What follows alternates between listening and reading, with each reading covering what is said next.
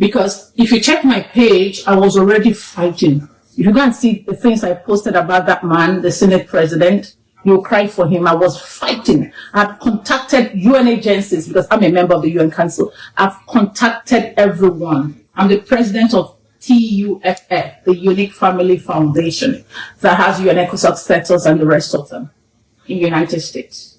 Honestly, I took the battle. Go check my page. I didn't erase anything. I left everything there. I was out to fight for Natasha. I was ready for the battle against the Senate president.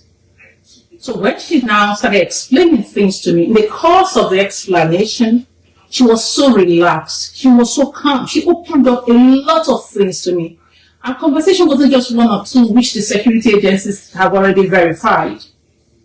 And she was bold enough to tell me that she has paid Dr. Obi Ezekwesili, that she recruited Dr. Obi Ezekwesili, that's not a big deal, I can do it. I said, did you tell Dr. Obi that these things are not true?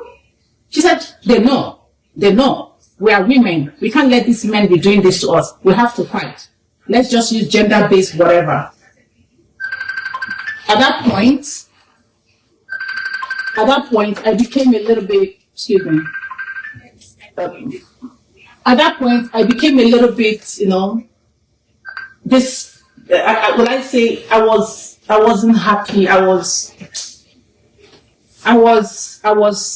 sad. Let me put it that way, because the way I came out to fight, I'm not told myself, what do I do now? How do I go back to the people out there? So the wisdom came. I relaxed. She said, are you there? I said, yes, I'm listening. Yeah, I'm with you. Go ahead, talk. So she started telling me a lot of things. So the area that I was interested in, I had to redirect her back to the question. She now said, it didn't happen. I don't have evidence. That was why I sent Dr. Obi Ezekwesili, Mrs. Abiola or Dr. Abiola, and FIDA. FIDA means Federation of Women Lawyers in Nigeria. You were recruited, and she called you guys useful idiots. That she recruited useful idiots. Women that can speak and be heard. You are now Natasha's useful idiots. And she was wondering why I cannot join her on Arise TV to do the same thing. And the question, why always Arise TV? She said she has bought them. That's the, what did she call it? What was that word? That is the, her, whatever TV station for this project or for whatever she's trying to do. And that she has also paid them to organize women award for her. That if I want, she can put my name. I said, no. An activist as well. So Natasha came to me on the 27th of March, 2025, after she had visited the United States. And she called me and said to me that she has things to say to me. Before then, someone called me, a leader of a political party. I'm going to withhold his name for now, for some reasons, because the case has been investigated. I don't want to mess up what the authorities are doing. And he said to me that, ma'am, we love the way you are fighting for Natasha, and we are recruiting women like you, Dr. Obi Ezekwesili, to go fight for Natasha and make XYZ allegations, and that he would love me to speak to Natasha and help Natasha to ensure she gets justice. I said, okay, no problems, but let me speak to the person you're talking about. That was when Natasha called me on the 27th of March, 2025. So when she called me, and if you check my page, Prof. Mbeke, I'm Dr. Sandra Duru, but Prof. Mbeke is my media page, my platform, where I unfold the truth. And if you call me, if you check there, I have a disclaimer. Once you call me, it records automatically, because I don't have the time for people like Natasha that will tomorrow come back to say, I said what I didn't say, or what she said, what I didn't represent. So that was recorded, the first day conversation. And that wasn't the only conversation. She got closer to me. And we became like sisters or friends that tried to talk to her after I got to know the truth. Natasha came and she started offering me money. The first she said, she has this problem with this Senate president, and explained to me everything. She thanked me. We talked personal things, which I won't let out for now because it's her privacy, about her life, about her mom. We talked a lot. And the question I asked, Natasha, if you want me to represent you, can I know the truth? She said to me that she started dropping names, I won't mention all, that she has already paid Dr. Akpoti-Uduaghan. How much do I want? I made her understand it's not all about money. Just talk to me. Why are you fighting? What is the problem? What did they do to you? She now explained to me the truth.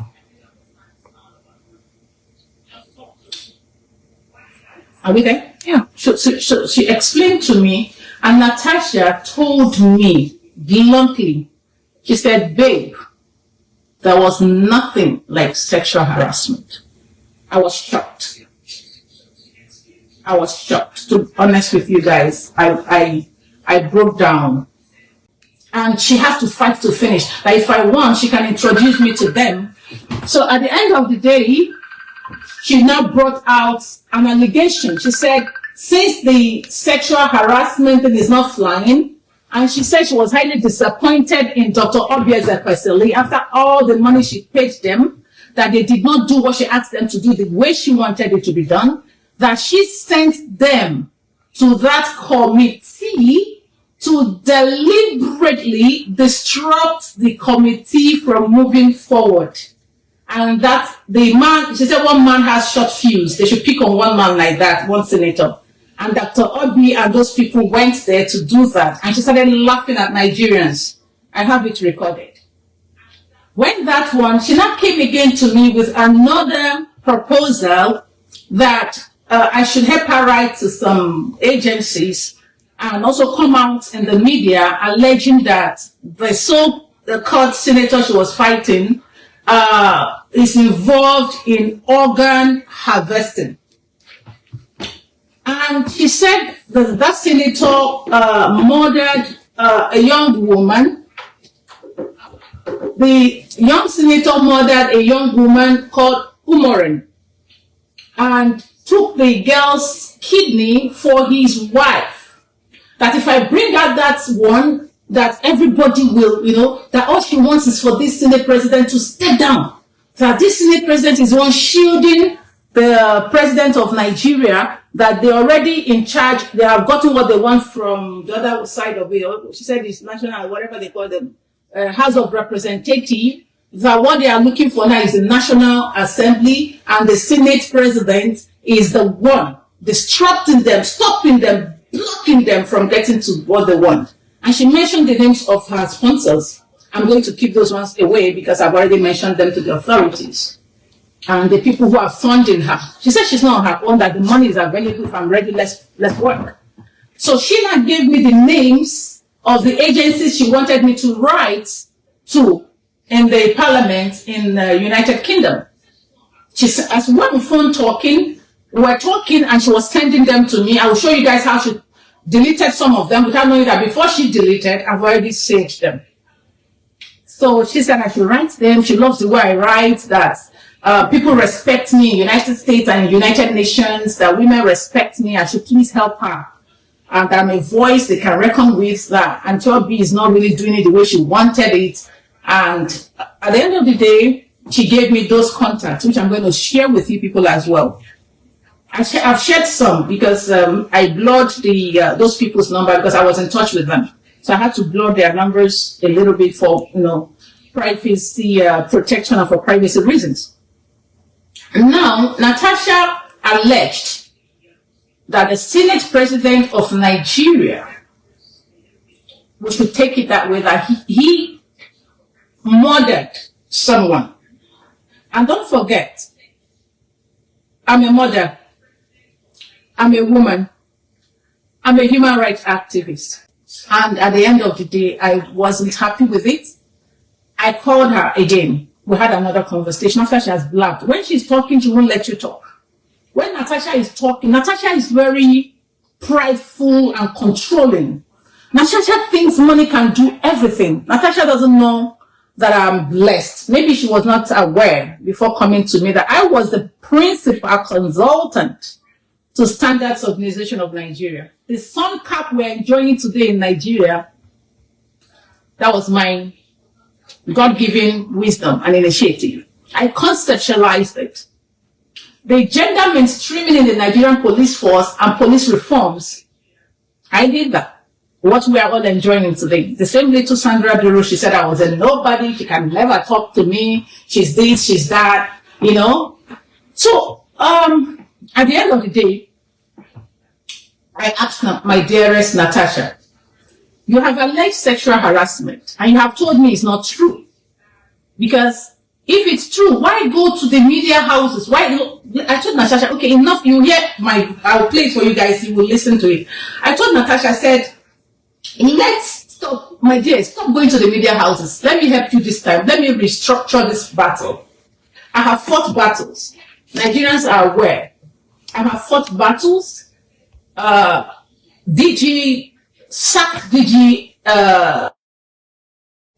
Natasha made me understand she wanted the organ harvesting case to, you know, take over the sexual harassment. I came again to say, Mom, can I have the evidence to prove that? She said she knew about it for the past 3 years. That for the past 3 years she knew about it, but she just kept quiet. But now I think she wants to use it. She has evidence on that.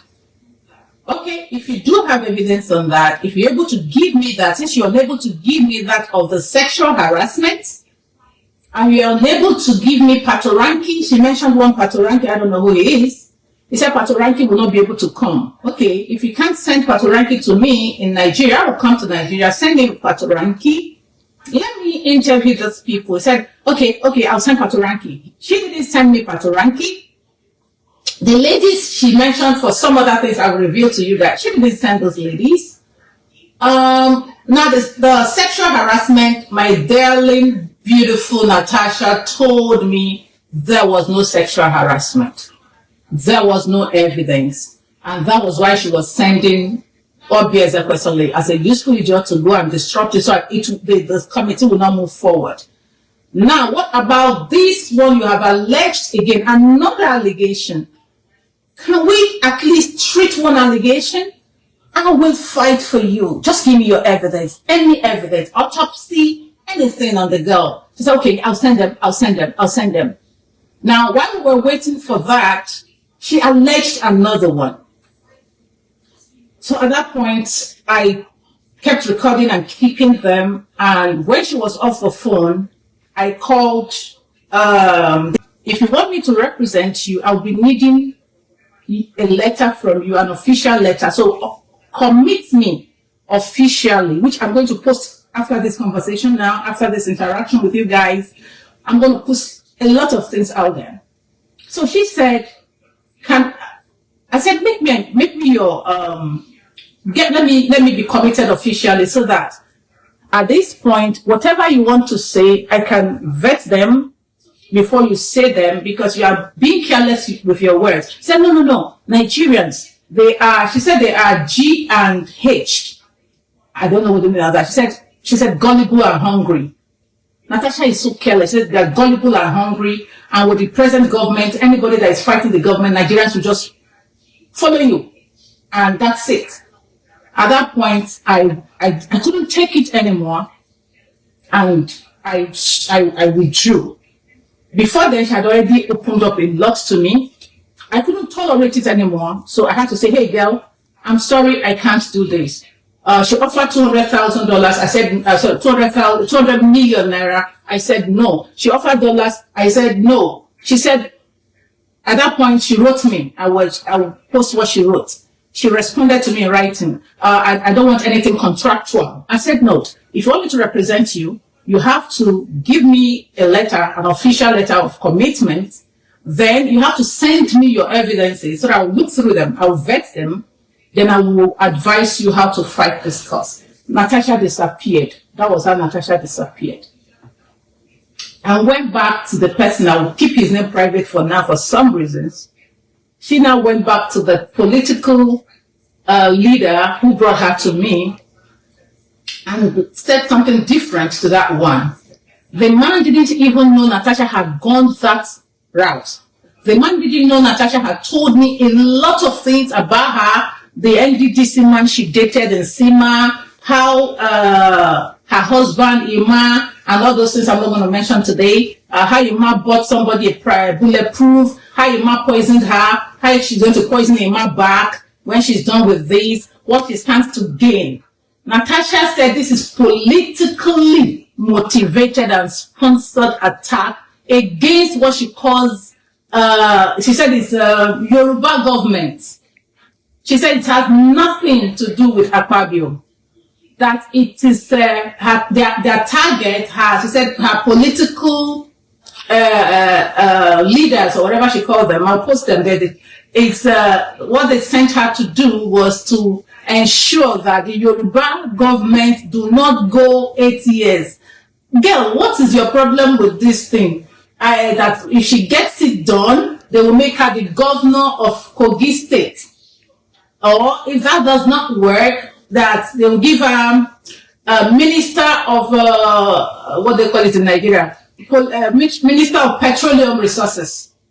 And I also played that voice of the man to you guys, where the man was highly disappointed in her, and the guy was pleading with me and asked me, did she really call you back again? I said, yes, she even called threatening me. Natasha was threatening me when I refused to take money from her.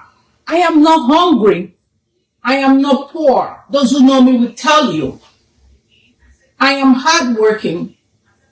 I'm a Christian. I have moral, spiritual values, family values. I'm not afraid of anyone. Nigerians will tell you, I am not afraid of anybody. I'm afraid of God Almighty, and I want to always stand on the side of the truth. Even when I don't know you, I can fight for you. Nigerian youth, nuns that made me their patron, will testify to this. I have fought battles in Nigeria and I won on my battles. So please, Natasha, when we now got to the point where Natasha was asked, do you know Professor Mbeke, Dr. Sandra Duru? Natasha denies she does not know me. The same woman you sent to IPU, you sent everywhere, you don't know her anymore. So now, Nigerians, I will play to you because I love to come with receipts. 1, no sexual harassment of any kind. 2, she said what's it called? The organ harvesting was one that I took that one very seriously because the disease needs to be protected and her family. She needs justice. And I told the authorities investigating internationally and locally in Nigeria that if the Senate President of Nigeria is involved in this organ harvesting, please, he must be prosecuted. So I wrote a petition to the authorities and they commenced their investigation. She wasn't aware I did that. I wrote to IPU, I wrote to all the agencies, including the one she gave me their information, because I was in front. So I had to also go back to them. So I made a U-turn. I made a post on my page. I said, go back there, it's there. I didn't delete anything. I'm not like Natasha. I said, no evidence, make peace. Natasha called me and I said to Natasha, I said, my dear, please, I want to help you. You have lied. You have destroyed a lot of things. And you have disgraced Nigeria. You have disgraced us women. My dear, I have the message. I have it with her. I'm going to show you people. I was open to her. I said, please, I want to make peace between you and your Senate members and the Senate President And I said something where I grew up in the Southwest. I don't know about others. My parents are Igbo, but I grew up in Southwest, then UK and United States. And I said to her, I said, Natasha, in our culture, we are Africans. Let's do it this way. You have lied, you have erred, but we'll not let the